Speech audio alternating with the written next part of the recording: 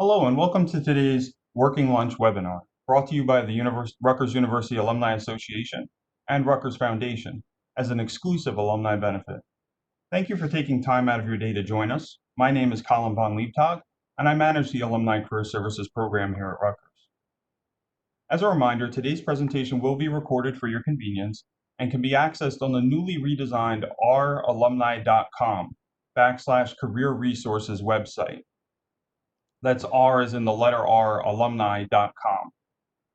Make sure to check out ralumni.com for all the alumni career service offerings available to you, as well as other exclusive alumni benefits and points of interest. Time will be set aside for Q&A at the end of today's webinar, so please type your questions into the chat box so that we can maximize our time together. And also, please remember to keep your microphones muted throughout the entire webinar. Today, I have the honor to introduce you to our presenters, Marie Sweeney and Damon Montal from the Ayers Group. Through partnership with Rutgers, the Ayers Group provides fee-based career coaching to alumni and access to a portal full of professional tools, resources, and documents to assist job seekers and those making career transitions. For more information on Ayers, you can actually go visit that ralumni.com/career resources website for more info. Now let's turn to our presentation. I'll let Marie and Damon tell you a little bit more about themselves as I introduce our subject matter experts, Marie Sweeney and Damon Montal from the Ayers Group. Thank you, Colin, and good morning, good afternoon, and good evening to everybody tuning in. Thanks for taking the time out to enjoy this webinar today. So before I hand it over to my esteemed colleague, Damon, who is our transition magician in-house, who is a truly master networker, I'd love to share a little bit about the Ayers Group and our partnership with Rutgers alumni. The Ayers Group specializes in providing you with the resources you need to conduct a successful job search, and we customize that specific to your needs. Our goal is to help you identify and take your next career step with speed, confidence, and a sense of control. And in that process, you partner with one of our career coaches like Damon, who you'll hear from shortly, who are experts to assist you in developing and implementing a personalized plan designed to meet your short and long-term career goals. So your consultant serves as your personal advisor to help you navigate the highly competitive job market using a unique approach. So as Colin mentioned, along with our partnership with Rutgers alumni, you have the opportunity to engage in 1, 2, or 3 career sessions with a career coach, which are available for your purchase through the website, as well as available on ayers.com/Rutgers. You're able to join there and fill out a contact form, which will put you in contact with me if you have any questions, concerns, or would like some more information around the program. So I'm going to hand it over now to Damon, who's going to walk through some strategic networking tips, tricks, and tools that can help you in your day-to-day life and your next search, whatever that looks like for you. Damon? Thank you, Marie, and thank you, Collins, and welcome, everybody. So let's talk about networking. Networking is really all about exploring what's called in the business world the hidden job market. And I tend to think in pictures, so I created a picture of what it kind of looks like. It looks like an iceberg in the middle of the ocean. If you think of an iceberg, all you see in the iceberg is the tip of the iceberg. And this is the reason why back in the previous century, ships used to crash into these icebergs. They didn't have sonar, and what they didn't see was a mountain. Because under that surface is a mountain floating under the water. They didn't see it and they crashed. And this is exactly what the hidden job marketplace looks like. We could think of the hidden job marketplace broken like into 2 parts, 20% and 80%. The 20% is the advertised marketplace. This is the marketplace that everybody sees. This is the tip of the iceberg that's visible. This is what you see when you go onto job boards. This is what you hear about when you're talking to recruiters. This is the published marketplace. And there's another number here, and the other number is 100%. Because if you saw these ads, so did everyone else that looks like you on paper. and there's a lot of competition for a small piece of the marketplace. 80% of the marketplace is hidden, which means there isn't advertised jobs. And the reality is people are not going there. And the reason why people aren't going there, because it's hidden. Psychologically, we could only approach things that we could see. People tend to follow what they see, and they see the advertised marketplace, and that's where all the competition is. But that's a really small, narrow part of the job marketplace, and it's very congested with a lot of competition. The hidden job marketplace is vast, it's huge, and empty. No one's going there. So here's our challenge. How do we identify opportunities within that hidden job marketplace? So what we're going to do is we're going to create a customized marketing plan. I tend to call it PIGS, P-I-G-S. P stands for position. What type of position are we going for? Are we a contributor? Are we a manager? Are we an executive? What function do we do? So under position, what we need to do is start identifying what is our function, what is our role, and at what level. I stands for industry. Here I want you to ask yourself two questions. Which industries would find me attractive, and which industries do I find attractive? Now, the reality is companies overly value industry experience. So the path of least resistance is really about approaching companies where you have recent and deep experience. If you're going to an outside industry, an industry that you haven't had experience with, that might be a tougher sell. But just so you know, the path of least resistance is lining your search up that aligns to your wheelhouse, where you have the most experience and expertise. G stands for geography. Where do you want to work? Do you want to work in New York City? Do you want to work in New Jersey? Are you looking to relocate to a different part of the country? And we could start identifying opportunities in those areas. And S stands for size. What size company are you most comfortable in? Is it startup, mid-size, regional, global? What size do you feel most comfortable in? And also, what size does your experience fall under? Again, companies overly value people that have experience in their type of not only industry, but their size company, because different size companies operate differently than others. Mid-sized companies operate a lot differently than global companies. Startups have their own culture altogether. So we're going to start putting together our own customized marketing plan that's going to line up with what we want in the marketplace. And here's the marketing plan. So what we're going to do is break it down by industries, and we have different industries. And let's talk about industries for a minute. So for example, let's take financial services. Financial services don't think of financial services as an industry. Financial services is really an umbrella. Within that umbrella, there's banking. But banking is also not an industry. That's another umbrella, a smaller umbrella. Because within banking, we have investment banks and savings banks and loan companies and credit card companies and mortgage companies. And all of these different banks function very differently.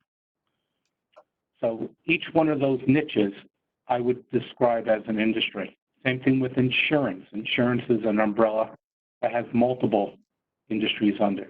Life insurance, health insurance, P&C insurance, specialty insurance, and all these insurances operate very, very differently. Healthcare is another example. So what we want to do is bring it down to its niche. So for example, industry one could be something like hedge funds, but industry two could be something that's a shade over and could be asset management, or industry three could be private equity. So these are different shades, and chances are these are the companies, these are the industries that will find you most attractive. Then what we want to do is start identifying what are the companies in this industry at your geography preference, at your size preference. So for every industry Each industry is going to be set up in priority order, but for each industry, we're going to list what are the companies that are in that industry, in your geography, at your size preference. Notice one of my criteria is not, is there a job, is there an opening? At this point, we're not focusing on that. That's what the hidden job market is all about. We're focusing on, is this the right target companies for us? And does this company work for us in terms of industry and size and geography and so forth? So the way we're going to do this, we're going to use databases. And if you go to your local library, they have different business databases, and you start plugging in some of this information, it's going to provide you with a lot of information in terms of companies that fall within those profiles. To make this work, we need to work with the average of large numbers. If you just have 10 companies listed, you could burn through 10 companies in a day. We're really looking for a number between 150 to 200 companies. Now, initially, when I say that, people say, I don't know 200 companies. The trick is not to get the number up to 200, but to get it down to 200. Because once you start using these databases, it's going to throw off a lot of hundreds and hundreds of companies. So the trick is to bring that number down to a number that's manageable, somewhere between 150 to 200. We're looking at putting together a field of companies that have a high possibility of finding you to be an attractive candidate because you come from their industry, companies that you find attractive because they're in your geographic zone, and companies that are at your size preference. So they really fit your sweet spot. And we're putting together a customized field of companies where you would want to work in any one of those companies because they fit your long-term needs. Once we start lining them up in these columns, and the columns are separated by sectors, now we could start customizing your entire campaign. You're going to write one resume for this sector, but you're going to write it 30 times. We're going to use an economy of scale. We're going to write a marketing letter, but you're going to write it once and use it 30 times. We're going to come up with a 30-second commercial that positions you, and we're going to use that for each of the different sectors. Then we could start customizing our approach. We could start reading trade magazines for those industries and really learn what's going on politically in those industries. We could find recruiters that specialize in that niche. We could start attending professional associations and start creating high visibility and start, rubbing shoulders with the movers and shakers of those industries. And ultimately, it's about developing a tight network from that niche. And this is a very, very targeted approach, saying, this is the type of job I want, this is the type of industry I want to be in, and it's really about putting all our energies into that. The way I break down the job search, I call it 80-20. 20% of the job search to me, 20% is doing it conventionally, answering ads, working with recruiters. 80% of the search is doing this proactive job search where we're going into the hidden job markets, into markets that we have a high interest in, markets that we're going to be viewed very, very positively, and start the networking process. So in terms of networking, here are some real fine points that we want to look at. Number one, relationship building. And when I talk about relationship, I'm not necessarily talking about long-term relationships. I'm talking about people you just meet, how to start to establish a very professional and effective relationship. Information gathering, really important. We're going to be swimming in the hidden job market. There is no open job necessarily, but they have problems. So we need to start identifying, we need to start asking the right probing questions to find out what's going on. Number three, communicating your brand. This is critical. And this is the area where most people really have a problem in terms of networking. They do a good job getting in front of the right people at the right level, but then they blow it by having a really poor message. We're going to talk about creating a very powerful narrative. So when you do meet with these people, you're going to make an impression. And four, how to leverage those relationships. Let's do a deep dive on each one. Let's talk about building relationships. So again, I'm not necessarily talking about people that you know for a long time. I'm talking about people that you're going to be meeting pretty, recently, and these are new relationships. It's all about establishing rapport and credibility. These are two sides of one coin. If you don't establish rapport with these people, they're not going to like you and they're not going to network with you. It's that simple. But just having rapport is not enough. If you have rapport but you don't establish credibility, they may enjoy talking to you, but they're not going to promote you. On the other hand, if you have credibility, they may see you as someone who's substantial, but if you didn't establish the rapport, they're not going to like you and they still won't help you. We really need to get both of these sides of these coins established for us to have an effective networking meeting. And this is really the foundation of the relationship. The best way to create rapport with a new person, with a stranger, is by trying to find some way to connect and relate. Look for the common ground. And again, this is a great thing because if you're working within your niche, that is your common ground. You're both from the same industry. You both work for similar companies. You both speak the same language. Show interest and be curious about the other person. Most people are pretty egotistical. They like to talk about themselves. They like when we're interested in them. Listen with your eyes. This is huge, huge. When you're listening with your eyes, what you're saying to them is, you're important. I value what you're saying. I value this relationship. Listening is one of the highest compliments you could give somebody. Matter of fact, most people go through the day with a hunger to be heard, to be gotten, to be understood. And most people don't get it. So if you could be the person that listens to them, you're going to make a deep impression. But this is the rapport building. The other side of the equation is establishing credibility. When we do speak with them, we need to establish that we have the right type of skills. We already own the achievements, and we already create the outcomes that these companies are looking for. We possess the right experience. We sound like we know what we're talking about. We look the part. There's a consistency, there's a congruency on how we're projecting ourselves and the role that we want.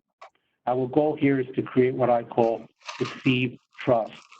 Perceived trust. They have no way of evaluating us as a professional. So it's kind of like the sniff test.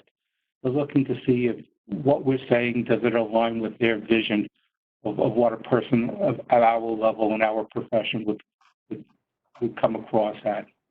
But this is the foundation. And if we don't establish rapport and credibility, the rest of the process is probably not going to happen. The next part is information gathering. And again, this is critical because we're in the hidden job market, which means by definition, there is no job, there is no opening.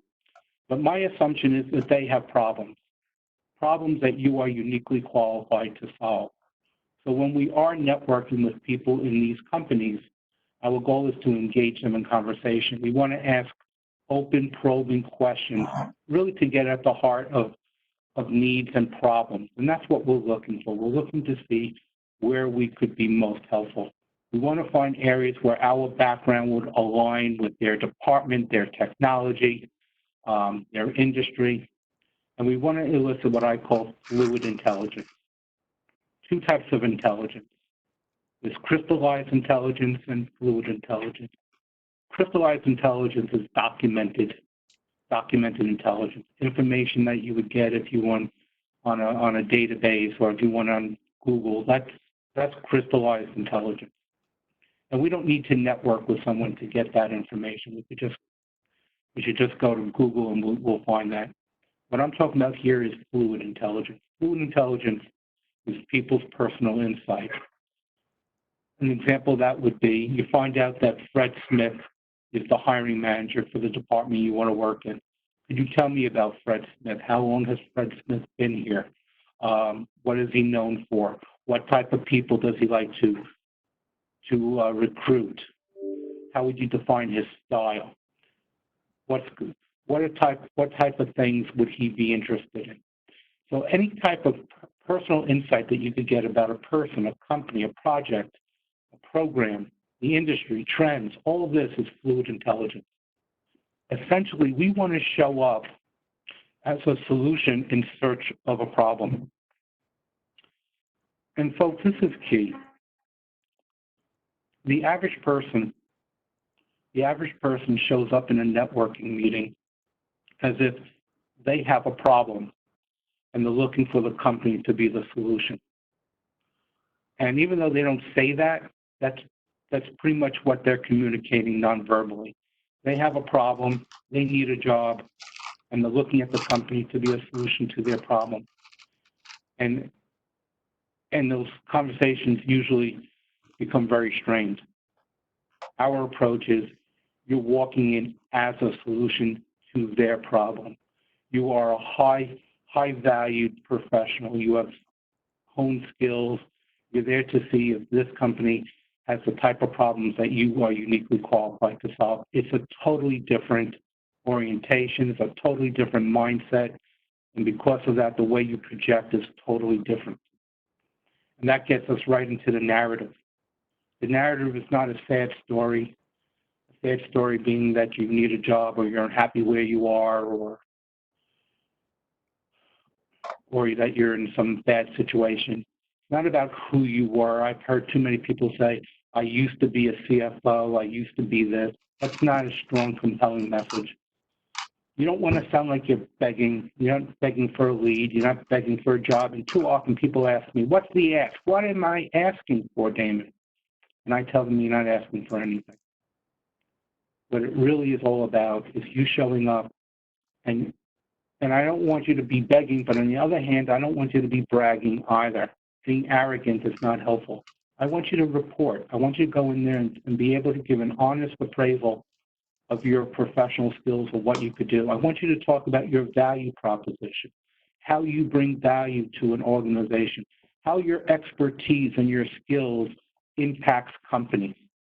Again, you are a high-valued professional with highly developed skills, probably within the same industry in which you're networking in. You're a known entity. You have a lot of success in the areas that you function in. You're there to give. You're there to show up as a solution to their problem. You're there to give your expertise, your knowledge, your energy, your ability to transition their situation to a more competitive advantage.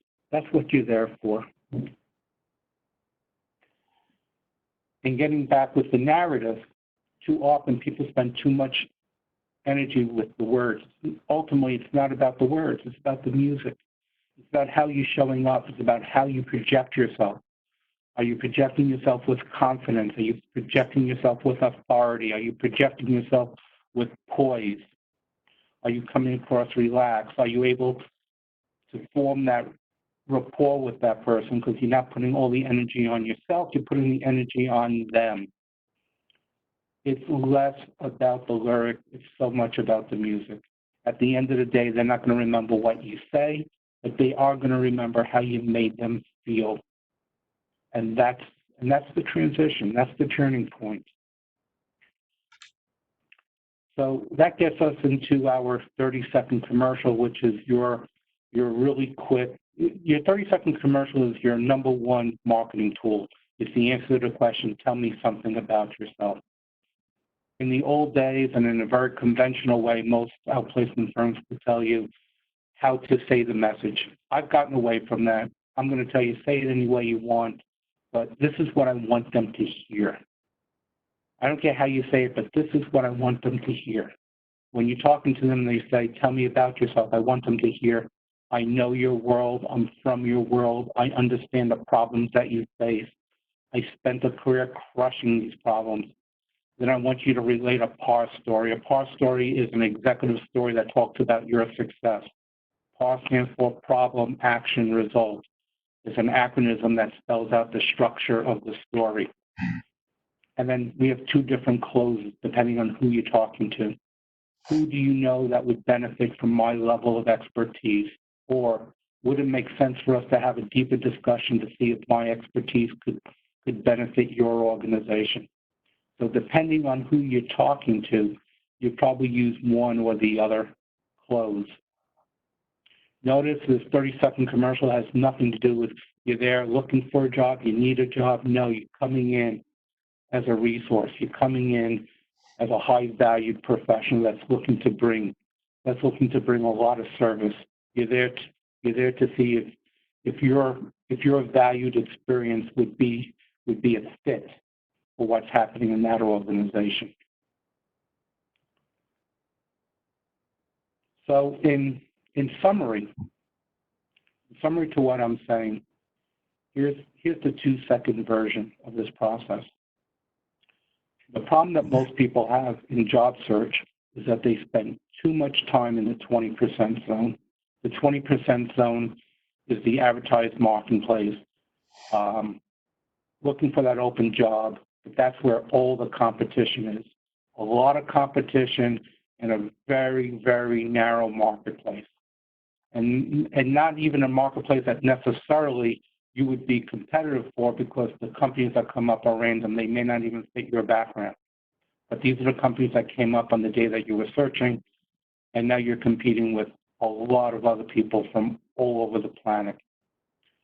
The trick is to spend no more than 20% of your time in that publicized marketplace and spend 80% of your time penetrating the hidden marketplace in companies that would work for you. So to do that, we're going to go out and proactively create a list of companies that work for you. They work for you because they're in the right industry. They work for you because they're in the right geography. These are companies that you are willing to commute to. They work for you because they're the right size.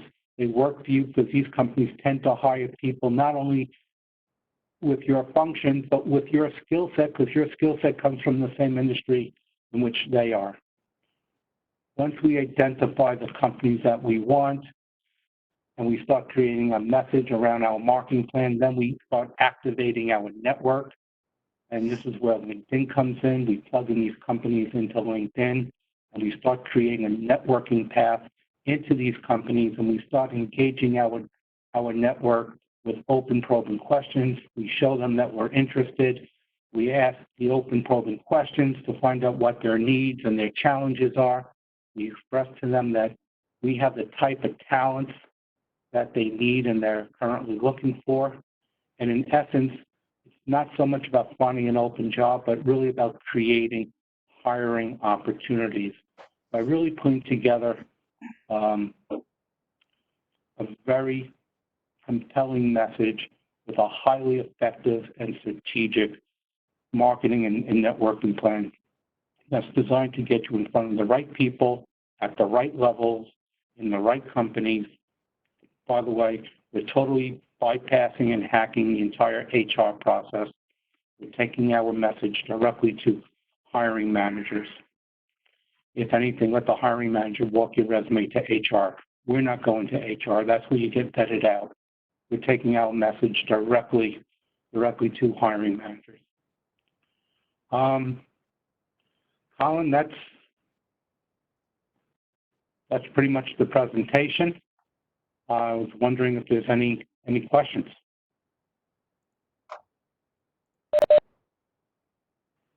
Yes, absolutely. We do have some questions here, just filtering through the chat now. So in terms of working in, say, nonprofit, performing arts venue, coordinating, producing events, executing administrative tasks, how could you apply some of this info to that specific field? Working with nonprofits? Working with nonprofits, maybe arts, entertainment kind of field. Okay. You know, how do you access that hidden job market there? And also kind of in terms of that branding piece, so a second part to the question, how do you not get kind of typecast as just being someone in the arts, but being broadly applicable to maybe other industries or fields as well? That's a great question. So a lot of my clients are interested in nonprofits and also the arts. That's very, very popular. So it's a matter of identifying what are the nonprofits. Now, nonprofits, again, remember we talked about umbrellas. Nonprofits is a really big umbrella. It's a huge umbrella. There's probably about 14 different sectors within nonprofits. But if we're looking about nonprofits and the arts, you know, nonprofit art and cultural organizations, you could very easily make a list. You could go, you know, you could go to your library, local library. Matter of fact, the Princeton local library has an excellent business section. The Princeton local library has an excellent business section. The New York Public Library is called SIBL, S-I-B-L, Science Industry Business Library. It happens to be the largest business library in the country. It's right in Manhattan. So SIBL is a great resource. Princeton Public Library is a great resource. I'm not sure what resources you may have, Collins, at Rutgers. But you use a database, identify not-for-profit organizations specializing in culture and the arts. You'll be able to make a long list of companies that fall within your geographic zone. The fact that there is no job or no opening is not a problem because we anticipate that. This is the hidden job market. And to answer the second question, you do want to be typecast. You do want to be typecast for this sector. We're doing our campaign one sector at a time. So if you really want to have a job in the arts, in culture and arts in the nonprofit field, we want to be typecast to that. We want them to see us as someone who is indigenous to their industry. And then it's about activating our network and start those conversations and talk about who we are and what we do and how we bring value and our interest in this organization, and your background totally aligns with their organization. And would it make sense for them to introduce us to the person that manages whatever department this person looking to work for? You know, may it be finance or HR or whatever that department is. And our goal is to get to a hiring manager. My definition of a hiring manager is a person that's 1 to 2 levels above us. And then once we exhaust that sector, then we want to get typecast for another sector. So let's suppose this person wants to stay in not-for-profit, but in a different area not-for-profit. Let's say women organizations. Then we could rebrand that person so they'll be a fit for that type of organization. But the trick is you do want to be typecast within that sector in which you're marketing for. This, in marketing terms, this is called niche marketing. It's niche marketing. It's marketing yourself directly to the users that you're looking to interact with. Okay, thank you, Damon. We've got a few more questions coming in here too as well. Great.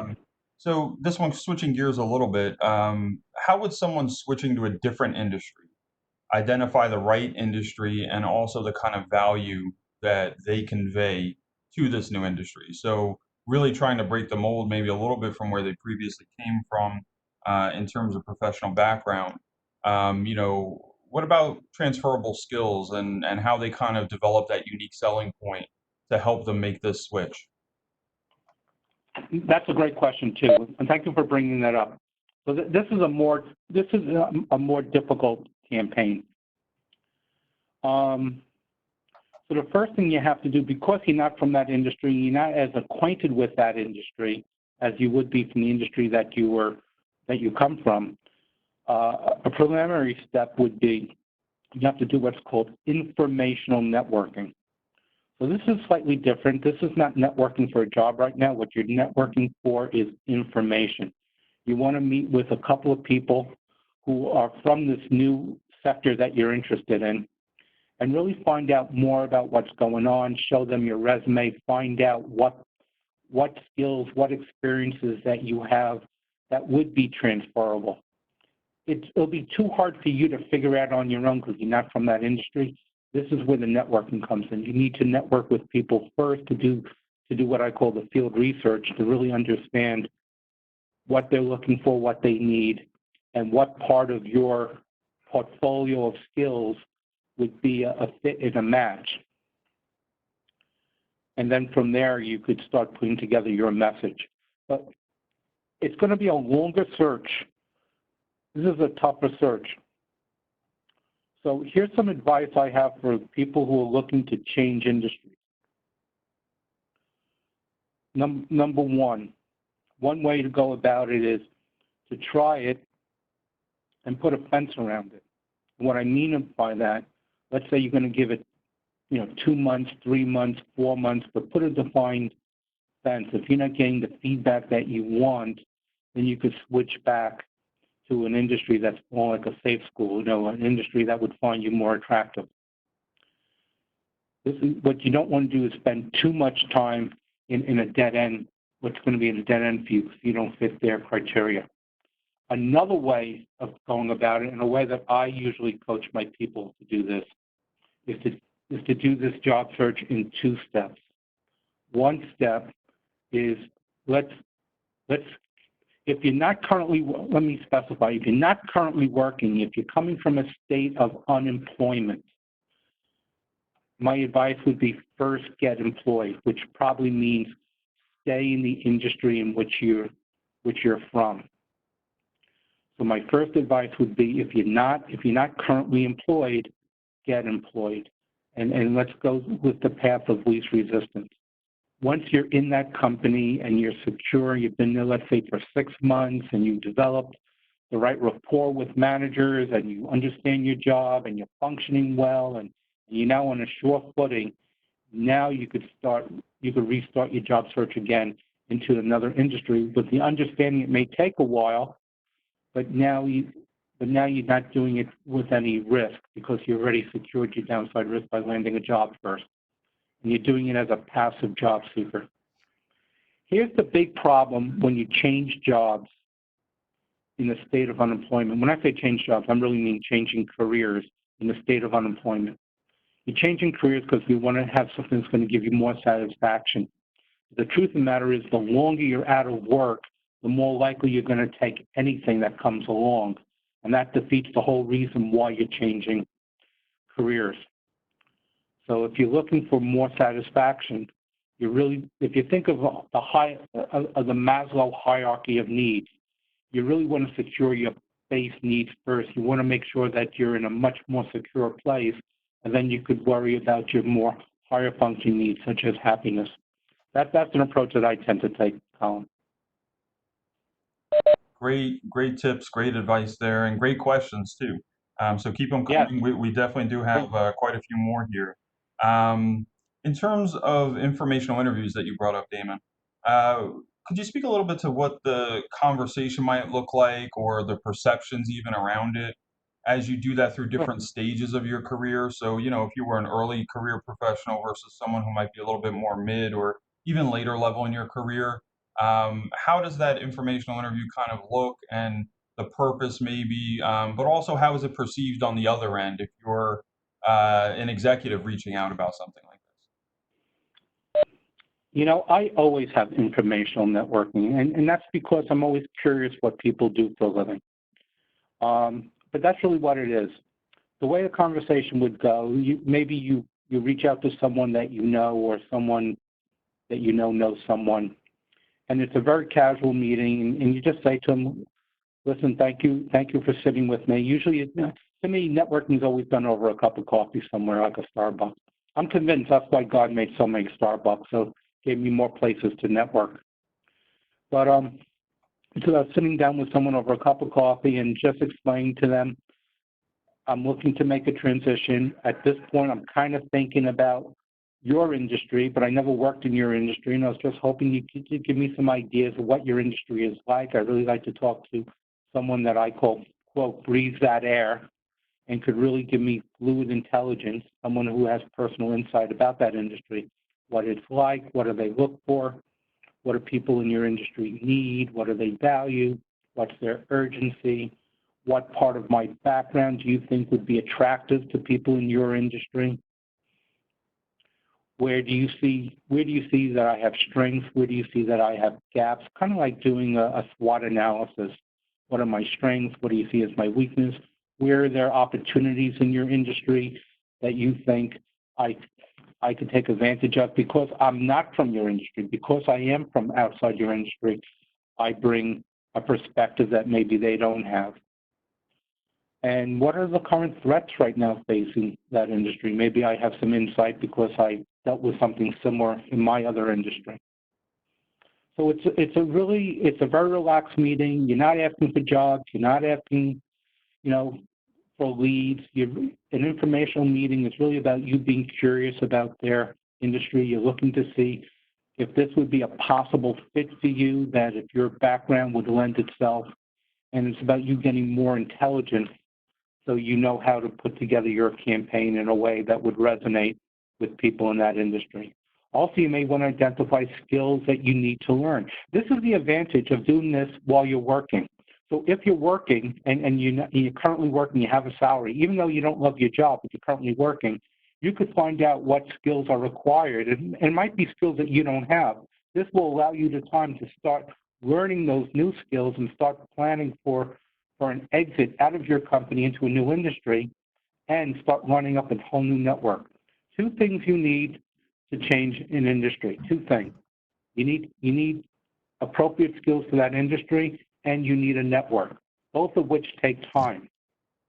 So again, coming from a place of strength, coming from a place of employment will allow you the time to learn the new skills that you're probably going to need to learn and start developing a network so you could start navigating into that new industry.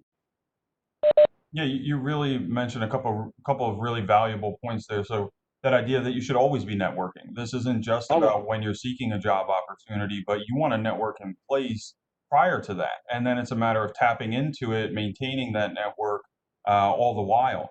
The other thing is that, as you're alluding to here, it's when you're doing informational interviews, a chance to basically almost talk to your future self of who you'd like to be in the future, and that hindsight they can give you is 20/20 vision. It's crystal clear as to what a pathway could look like and those skill sets you should develop. Right. So 100% agree with that. Too many people are trying to figure this out on their own. You can't. You're not from that world. You need to, and that's the value of networking. Networking allows you to get out of your head and tap into someone else's perspective and understanding. Networking is one of the most powerful tools in terms of thinking because it really expands our perspective because we're sharing someone else's perspective, someone who has a more informed perspective because I call it they breathe that air, but they have that fluid intelligence. They're from that environment. They're from that world. They know what's going on from the ground up. Right, absolutely. And if you develop that rapport and credibility with that person, you could literally ask them whatever you want. Absolutely. Switching gears a little bit here. So, how do you find direct recruiters to network with at specific companies? And I'd also expand this to maybe both internal and external recruiters that could be of value for you. Do you have any Right. specific recommendations about how to find them, how to connect with them, maybe tools, resources, things like that? Yes. Yes, it's really simple. It's called networking. Again, the people who breathe that air will know that. So, for example, let's suppose I'm that person that works in nonprofit in the arts, okay?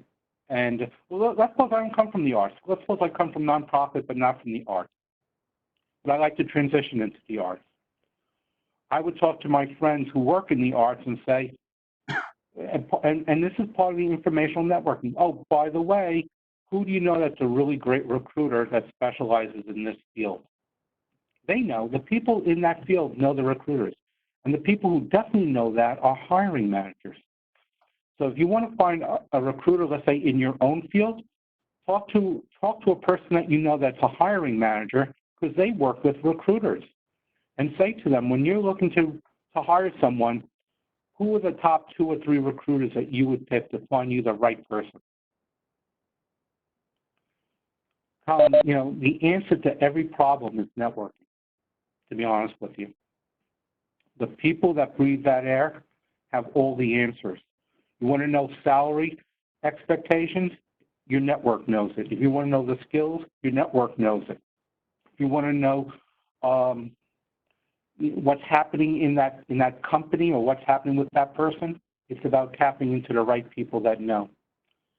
And this is why having a robust network is huge. Another term Another term for having a strong network is social capital. And I really love that term because at some level you understand that your network represents money. It represents money because it represents opportunity. If you have the right network, you could start tapping into all sorts of opportunity. You could tap into knowledge, you could tap into leads, you could tap into introductions. It's unlimited. Having a network is really, it's another form of capital. Absolutely, a lot of great value can come from it, whether it's leads, the information being powerful, as you've certainly spoken on today. So in terms of the idea of, we know how to establish a network and start having some of those conversations, but really great question here about how do you maintain that network now that you've started to develop it. You're acting on the information that they're giving you, developing some of those skills and things that may be required to take the next step. But what do you do in terms of maintaining that relationship? You know something? That's a tough one. I can tell you what to do. Knowing what to do is the easy part. Doing it is hard. So when you're in job search, it's kind of easy because that's your job. Your job is to interact with your network. That's the job of being in job search. The trick is, what do you do when you have a job, you're working, and you want to maintain your network? This is where LinkedIn has been a gift from the gods. I've been doing this a long time. I've been doing this 20 years. So I remember trying to do this before LinkedIn. It was really difficult. We used to do things like create newsletters and stuff like that about who we are. LinkedIn has totally simplified this entire process. So for my candidates, I've created like a daily LinkedIn ritual, And the daily ritual is this: every day you congratulate everybody for their birthday and work anniversary and new job. And again, just don't give the generic, heads up and thank you. But really, I try to engage them in conversation. I ask them questions. I say, this is great. Let's get together. Let's talk about it in more detail. When are you available? And I don't do it with everybody, but people I really want to get in touch with, I try to engage them. But every day, I connect with anyone who has a birthday, a work anniversary, a new job. Every day I look for 3 people who I haven't spoken to in ages. Every day I look to speak to people who I haven't spoken to in 5, 10, 15. I could honestly say 20 years. I'm old enough to say that. And just send them an email and say, hey, I just came across your profile. I just realized we haven't spoken in probably 10, 12 years. How are you? Let's get together. Let's catch up. That's another thing I do. Also, Yes. LinkedIn is incredible because LinkedIn has really, for me, has become my own publishing company. I now write more often.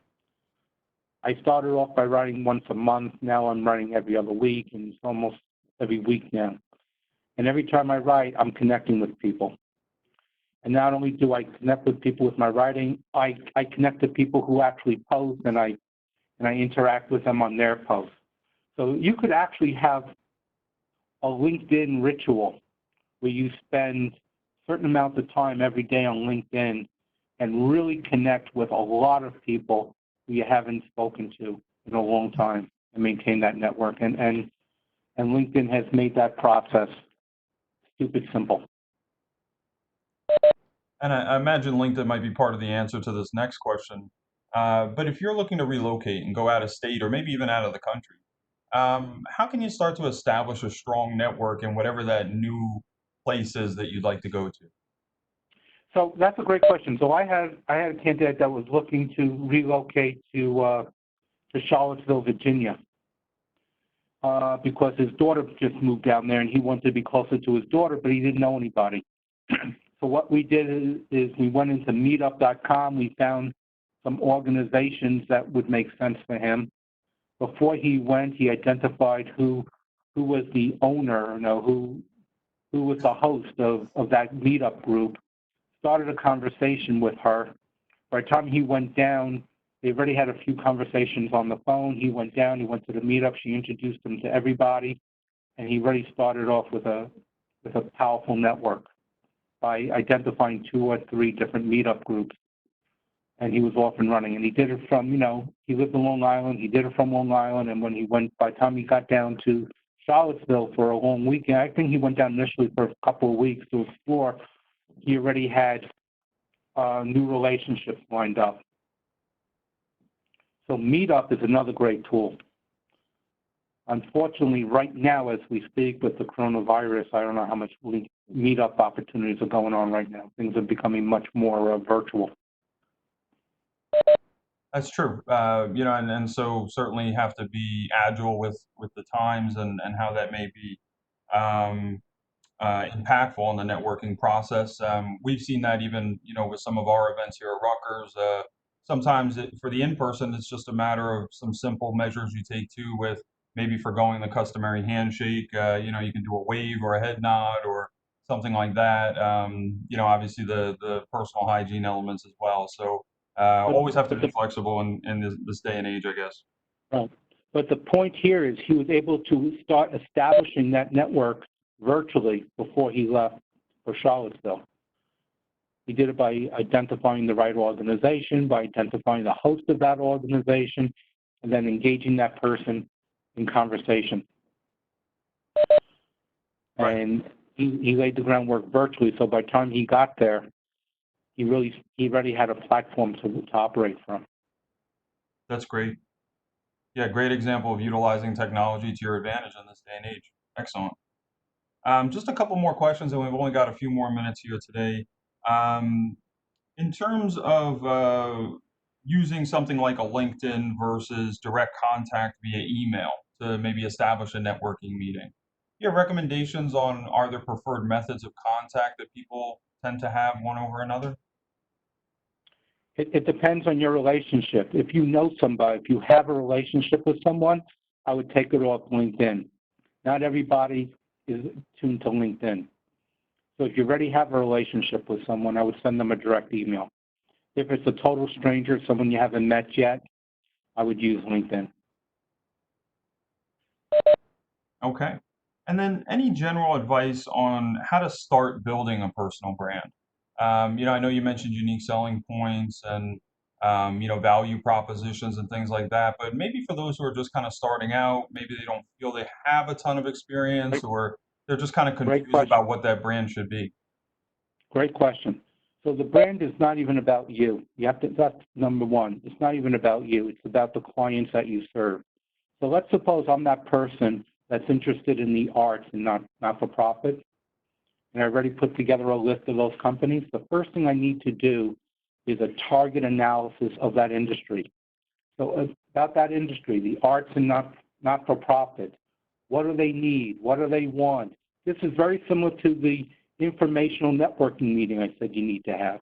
That's the target analysis. What's going on in that industry in terms of from a company perspective? What do they need? What do they want? What do they value? What's their urgency? What are their problems? You want to put together a message that you are a solution to their problem, that you understand their world. And your brand is really a message that it's not about me, it's about what I could do for you. And that I have customized skills, I have specialized skills that speak directly to your industry. So it's really, you don't want to be all things to all people. You want to go narrow and you want to go deep. And ultimately, here's the power of branding.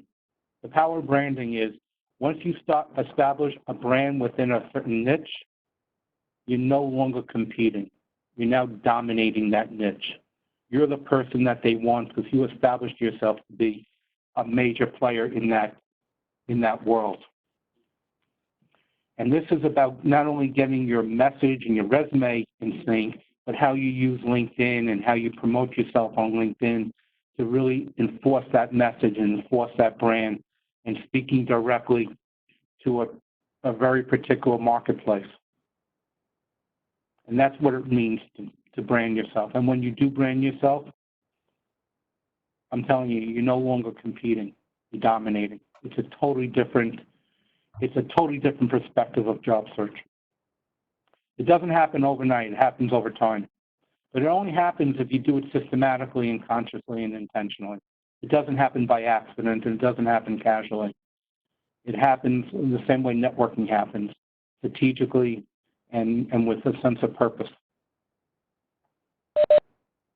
Damon, I know you spoke a little bit about this a little earlier with one of the questions, but if you could elaborate a little bit more on, for those who might be unemployed, and for one reason or another already separated from that previous position. Obviously, confidence can be a bit of an issue. How do you have a challenging kind of conversation there if somebody says, well, what is it that you do? Or it comes up and, how come you left your previous role? Any advice for those who might be going through bouts of unemployment and still really looking to get out there and network, but they're kind of dreading some of those questions? Right. So there's a term for that. It's called the exit statement. And the exit statement is your explanation on why you no longer work for that company or why you're looking to make a move. And the key is to frame it so it's no fault. You could talk about, if you were downsized, you could say the company, I've been with the company for umpteen years. It's been a great run. I love the company. Say something really positive and authentic. I love the company. They provide me with a lot of professional growth, and they taught me everything I know about IT or accounting or finance or whatever they taught you. But unfortunately, the last year or so has not been a great year for the company, and they downsized, 10% of their staff, and my position was impacted. So you don't make it about yourself, and you let them know that your downsizing had nothing to do with your performance or your relationships. It was really a budgetary business decision. But now that it happened, you're going forward, and you're looking forward for new opportunities. If you're looking to make a move, you could say, I'm currently with a company.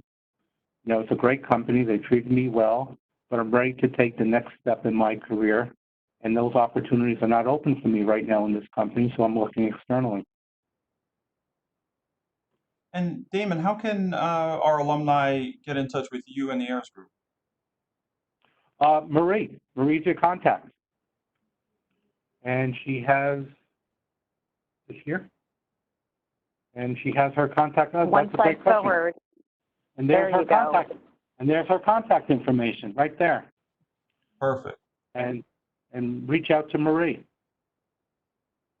So Marie and Damon, on behalf of the Rutgers University Alumni Association and the Rutgers Foundation, I'd really like to thank you for sharing your time, knowledge, expertise.